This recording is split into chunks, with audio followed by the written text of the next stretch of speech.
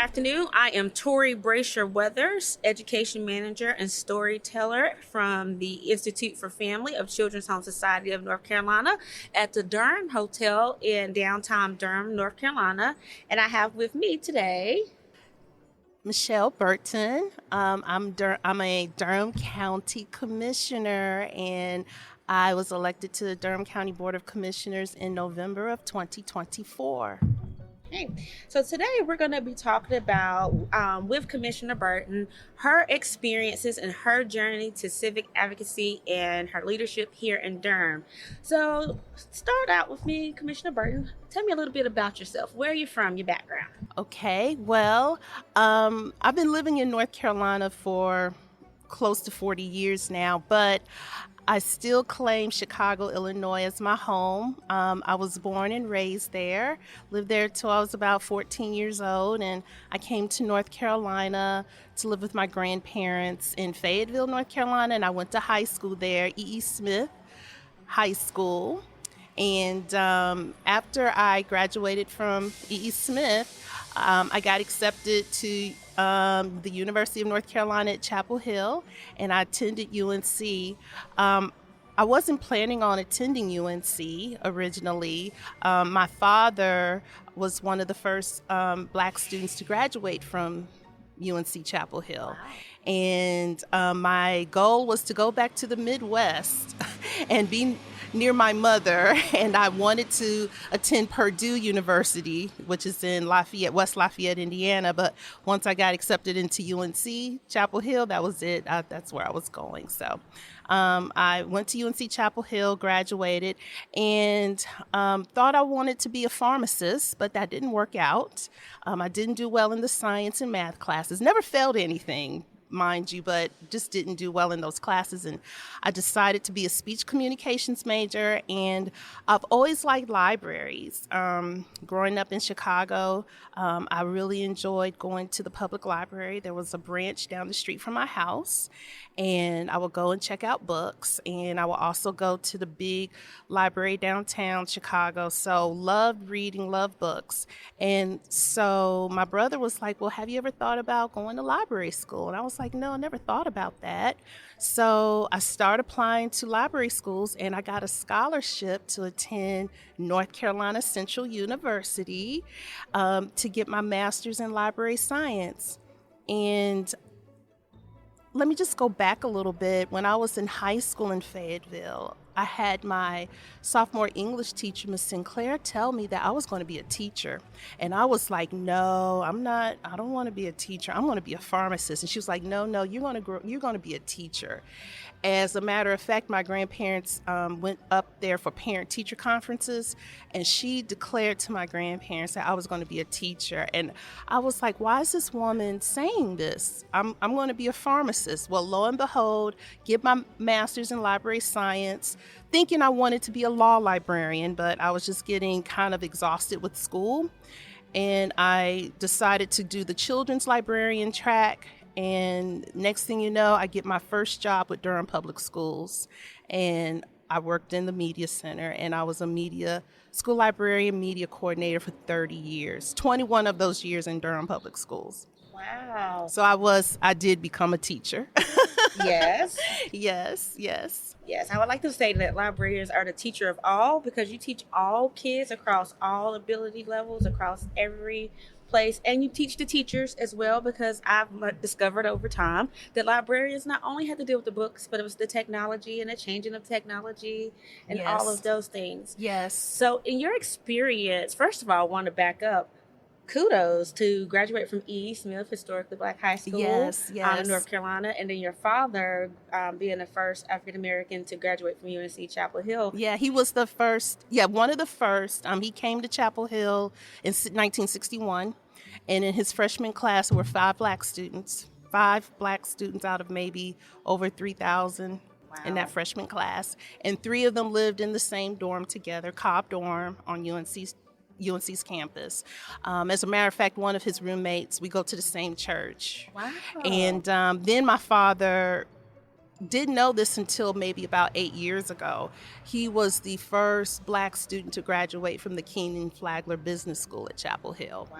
And they told him, and he got a big alumni merit award, and then they named a scholarship after him at the business school. So he didn't even know that until they met with him to tell him. So yeah, and I didn't realize the significance of E.E. Smith until I came down here to go to high school, and that E.E. Smith is only three historically Black high schools that are still open in the state of North Carolina. So a lot of history. You don't know this as a teenager. Mm-hmm. And it didn't really mean anything to me because I wasn't born in North Carolina. My mother was a native Chicagoan. And I didn't understand all that significance, but now I understand it. Now I have a complete understanding of it. And I think that's amazing because sometimes, as you said, you don't know it until after the fact, Mm-hmm. and after you've done it, and then you look back and you see the legacy of your family. So yeah, and then I thought about, like, on my mother's side. Like I said, my mother was born and raised in Chicago, Illinois, but her parents came to Chicago during the Great Migration. And my grandmother was from Mississippi. My grandfather was from Arkansas, and my grandfather was a Pullman porter. And so a lot of people, and I didn't understand what that meant either. I remember he passed away way before I was born.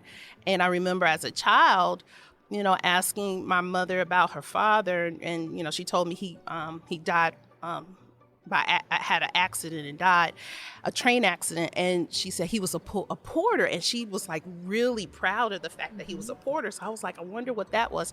And then when you read about the history of the Pullman porters, you're like, oh, that's what my grandfather did, right? And so he was in the Brotherhood of Sleeping Car Porters Union. And my uncle in Chicago, he's still living, he was very active in the Electricians Union in Chicago. So I had this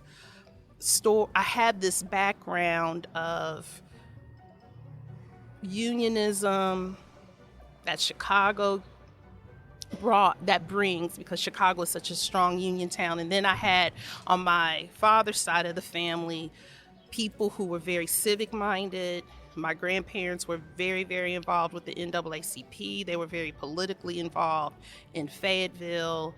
So I had these two worlds that kind of collided with me.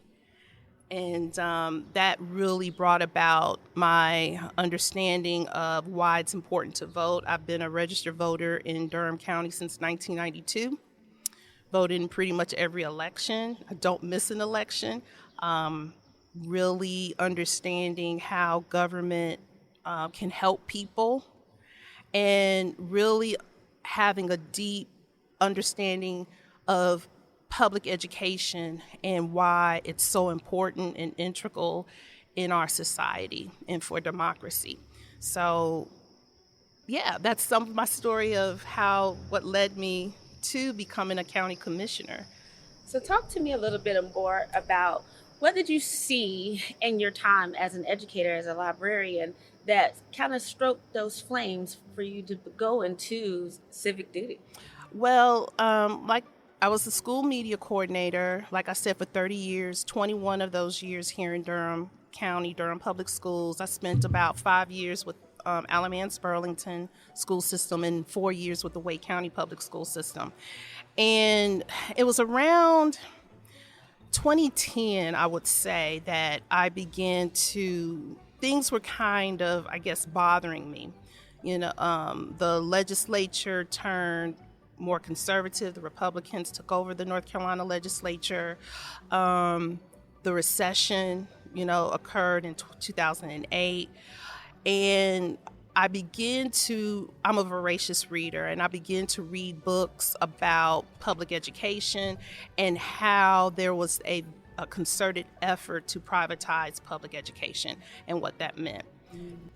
Having that deeper understanding, I was like, okay, this is not good. And this was back in 2010, 2011. And so when I was working in Wake County schools, I got a job at a Title I school, and I spent the majority of my career at Title I schools. And this school there was a big blow up in Wake County back then about busing for economic diversity. So this particular school was going to be a true neighborhood school, primarily African American and Hispanic children, which I had no problem with that. Beautiful school, state of the art for that time. And I was just like, okay, we're working our butts off.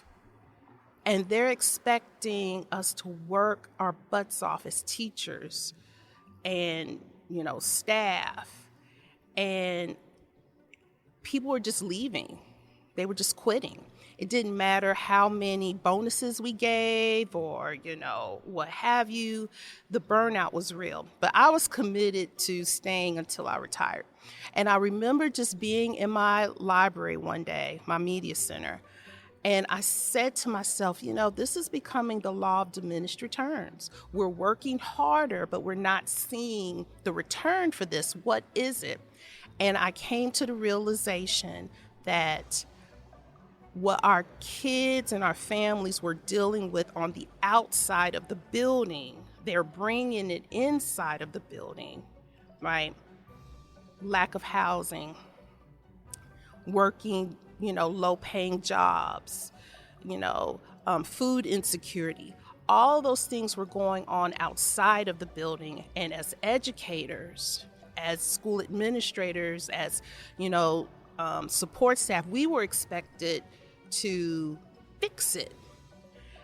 We didn't have the bandwidth in the world, we couldn't fix it. It was hard enough trying to get the kids educated and teach them and things like that. And so I was like, okay, the only organization I know that can fix this or can help solve this was the North Carolina Association of Educators, NCAE, and I was a member. I've been a member for a long, long time, but I wasn't, really active with it. So I said, you know what, this is while I was in Wake County, I'm going to get more active with NCAE. Start doing more things, going to meetings, what have you. My friend who worked in the building, she was the building rep, and she encouraged me to go to the meetings in Wake and stuff. And so I just began to do that. That was around 2014. And I went to a march, and I was like, yeah, we have to change this. And this was during the same time where the legislature took away career status, they took away master's pay, they took away longevity for teachers, all these things. Now, I was pretty much grandfathered in, right? I was going to keep my master's pay. I was going to keep my longevity, not my longevity, but I was going to keep my career status provided I stayed in Wake County schools. But I realized, okay, long term, this was going to do some damage. This was going to do some serious damage. And I said, okay, I'm going to get involved. And so that was around 2014. 2015, I made the decision to come back to Durham to teach because my father lives with me and, the commute. I got involved, switched my membership to Durham Association of Educators, got involved, started going to meetings. Next thing you know, I got on the board and, because I was really committed to this, that we got to stop this. We have to stop this. And then around 2017, the young man who was the president of DAE before me came to me and said, my name was coming up to be the next president. And I had no intention to be in a high-profile leadership position. I didn't see myself as a leader like that. Because I'm very introverted, and I just was like, I don't know if I can do something like that. And my brother, he said, yeah, you should do it. I could see you doing something like that. And, I was like, well, okay. And I decided to go for it, and I became president. And I led DAE, Durham Association of Educators, from 2019 to 2023. And at the same time, I served on the board of directors for NCAE during that same time period. And became president in July of 2019. March 2020, COVID hit. I never imagined that I would lead or live through a pandemic. And a part of me was like, okay, oh my God, why are you doing this to me? I have to lead during a pandemic. But we got through it and worked with the district about keeping staff safe, all these things, and really trying to make sure children stayed safe, their families. It was a lot. But then during that time, people were coming up to me saying, you really should run for public office. And I was like, no, I don't want to run for public office. But people were really coming to me about running for public office. And I've always liked politics, like reading about politics. I was one of these people who, for fun, would watch Face the Nation on CBS. I love doing that. Listening to political I really enjoyed that. And so I was like, okay, if I ran for political office, what office would I run for? Surprisingly, I wasn't interested in school board. And the reason I wasn't interested in school board was because it only dealt with the schools. I really wanted to be at a level where I could deal with issues at a macro level, a bigger level that were affecting the families and the children that I taught and worked with on a day-to-day. Food insecurity, mental health, housing, income inequality. And there are only two levels where you can really do that. That's at the county commission level and also at the state level where you make the laws. So I said, okay, if I do run for public office, it will have to be at those two levels. And so my last year as DAE president was 2023, and I knew I was going to retire. My plan was to retire in December of 2023, but I had to have surgery, and I said I'll just wait to the end of 2024, and people were like, well, are you going to run? And I was like, I don't know if that's something I want to do, but I have a cousin who lives in Philadelphia, and she called to check on me when I had my surgery. And I was telling her I'm retiring this year. She was like, oh, really? You're retiring? Wow, time just goes by really fast. And then she says, so when are you going to run for public office? And I was like, oh, man, you know how many people are asking me to run for public office? And she said this to me. She said, Michelle, the reason why all the bad people run for public office is because good people like you don't run for public office. And Michelle, we need good people like you to run for public office. And I said, okay, I'll do it. And I ran for Durham County Commissioner. I had 4 months because in March of 2024, the primary pretty much settles it. I started my campaign in November of 2024, and I won. I was one of the top 5 winners in the primary, and here I am. Wow, I can only say is what a remarkable journey. And you said something that I think is important to point out is that even though you didn't see in yourself where you were a change agent and a maker, other people came to you and saw you in that way. And I think that's profound because you were becoming a safe space for people in your community. So I asked next then, like, once you got into the seat, what was it like? Wow. So I'm 6 months on the job. It has been a whirlwind. It's a lot of information. Sometimes I feel like at the beginning, I would say the first 3 months, I felt like I was drinking from a fire hydrant or water, right? Whoa. However, what I clearly saw was I made the right decision by running for county commission, because as a county commissioner, it's about the services that we provide our residents. And I clearly see in this position how government can be used for good, how we can use government for good to help people live better lives. One of the parts of my role that I really like, or enjoy is listening to people telling me like what's happening in their lives and what it is that they need, and how we can help at the commission level. Now it's tough because you only have so many limited funds, right?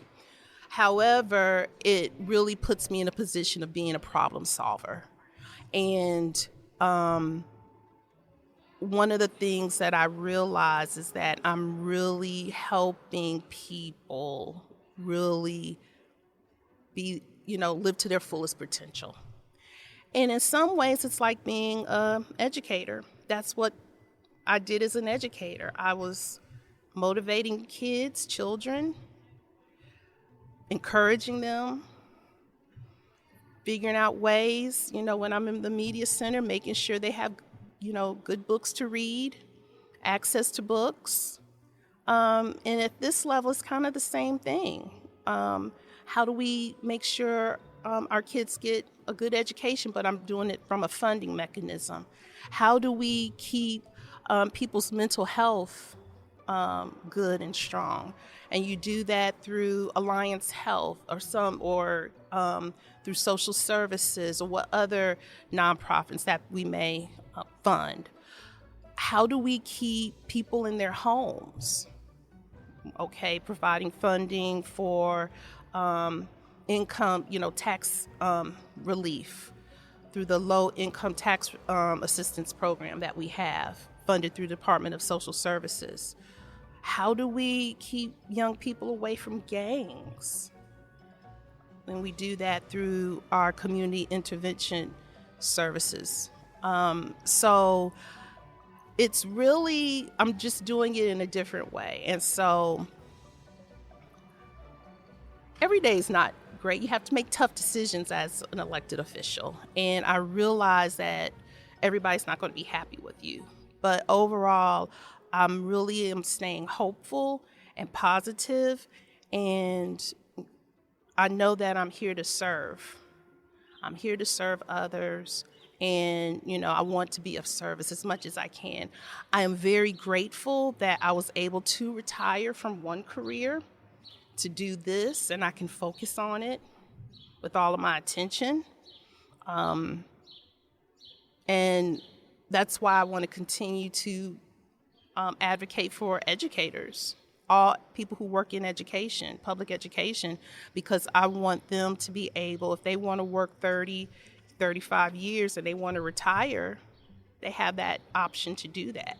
Mm-hmm. That's service to the state. So far, so good. Wow. And one, as a former educator, thank you, because there's so many things that happens within the side of the school that we're supposed to solve it all, and the multiple hats that teachers and leaders have to wear for children. It is a community thing. It's not just a school and money at the school things. It's all the aspects of the community. And so during your sharing, you talked about you love listening to your constituents. What are some of the things that your constituents have said here in Durham that they need to be well?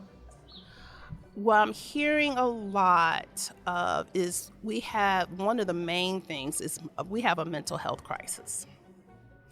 And we're dealing with substance abuse disorder issues. We are dealing with unhoused individuals, families.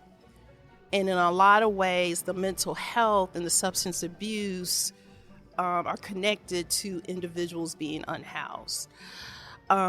So that's that there. Also, housing. Durham just went through a reappraisal, and I've been a property owner in Durham County for almost 30 years. This is the highest I've seen property values go. One is because people want to live here in Durham, which is great. But then it's also the people who lived here for a long time, they're going to get these increase in property tax. So figuring out how do we make the pie big for everyone, and whoever wants to live here can live here. And I particularly think about, our first responders, our teachers. It also hits communities of color really hard. So thinking about, okay, how can we provide resources to make sure people will have money or what have you to stay in their homes. Also, another thing that comes up, of course, public schools. Public schools, how do we fund them? Particularly since the General Assembly is not paying for them like they should and providing the resources like they should. Durham has the distinction of being a place where you have a lot of highly educated people here, and they want really good schools. And that's expensive, and it should be, when you want the best for children, right? So how do we pay for it without necessarily relying on the property tax, right? The property tax is a regressive tax. I'm clearly seeing that. And then also, how do we create an environment for small business owners? I clearly am seeing that small businesses are the economic engine of our community. So really, how do we get resources to small business owners? It's great that we have big companies here, particularly out in Research Triangle Park in Trayburn, but I'm clearly seeing those small businesses making sure they have what they need. So I think those are the big ones. am also interested in, I hear a lot about environmental issues. I'm wanting to learn more about that, especially as Durham continues to grow and we're not encroaching on all of our open space, and also thinking about, how do we make sure that we are having farmland. We don't want to build on all of our farmland in Durham County. So it's a lot. That is a lot. Mm-hmm. And so, first off, I want to thank you for listening to the voice of people and listening to the needs of the community. Because as an educator myself, and an active civic participant, that's where I sometimes saw, as I rose up in leadership, the voices were muted for the community. It was the people who were in the circle of making the choices, but not necessarily listening to the people who were impacted by the choices. So thank you as a civic leader for listening to your community and also trying to problem solve with them and for them, because that is important for our posterities and for families and communities to be well. I think you made a great point about the connection of everything working together, and we can't just problem solve one piece of the pie. And so, two questions that I always ask at the end, towards the ends of our interviews, is one, what do you think families need to be well? I'll start with that one. Families need to be well. They need the resources, money, healthcare, childcare, housing, to live their best lives. What I see, those are the stressors. Housing, healthcare, childcare, and education.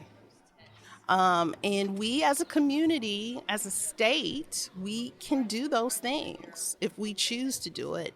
I'm very concerned about what's happening at the federal level with cuts coming to Medicaid and SNAP. We can do that for people. That doesn't cost a whole lot. So that's what they need. And I think a lot of that would alleviate a lot of the mental health and stressors that families contend with. I think you make a great point there, because if you are a parent, as I was before I got remarried, I was a single mom with 3 children with special needs and trying to find appropriate childcare. And mind you, I'm college educated, I work for the school system, and it was still not meeting the ends. And that can be very stressful as a parent. And so thank you for bringing light to that, because again, all of it is connected. And if those stressors are, even if you eliminate one, it can mean a world of difference for the family unit. Yes. And so my last question in our time together, and then I'll give you an opportunity to share anything else you would like to share, is what does family mean to you? Family means love, support, caring, and it means a unit. It means that, you have someone that will support you through thick and through thin, and you have somebody to love back and they love you. And I think about that with my father, who is 81 years old, and he lives with me. And I'm a support system for him. And I am very, very grateful that I have him in my life, and that I have gone on this journey with him through life. Sometimes people are sad to see their parents grow older. I am grateful to see my father get older, because, my mother died when she was 49, so I didn't see that with her. But I think about the journey we've been on, right? And that we have each other, and that he knows that. And I'm so grateful that my father was able to see me retire from one career, and he got to see his daughter become an elected official, right? And I love that he gets to watch me on YouTube when we have our work sessions and regular sessions. And he gets to tell his friends, my daughter is a commissioner, or he can call me the commissioner. And, I didn't do it for that reason, but I see the love in his eyes and his voice, right? So that's what family means to me. And it means even more to me now that I am an elected official, because I am realizing that we all need support in each other. We can't do it by ourselves, right? So I want to use my role to help strengthen families. Awesome. In our last few minutes together, is there anything else you would like to share? I have enjoyed this experience, sharing my story, sharing my journey. I know I haven't shared everything because of the time aspect, but I'm grateful that I was able to share my story, and I'm hoping that when others listen to me, that it gives them inspiration and hope. So I'm just really grateful for this moment, and I thank you so much for asking me to share my story. Thank you. You're welcome, and thank you. Thank you for your service to our community. Oh, that means a lot. Thank you. Thank you for listening to this story from the Institute for Family Shine On North Carolina initiative. Hear the full story and discover how you can share your own by visiting our website at instituteforfamily.org.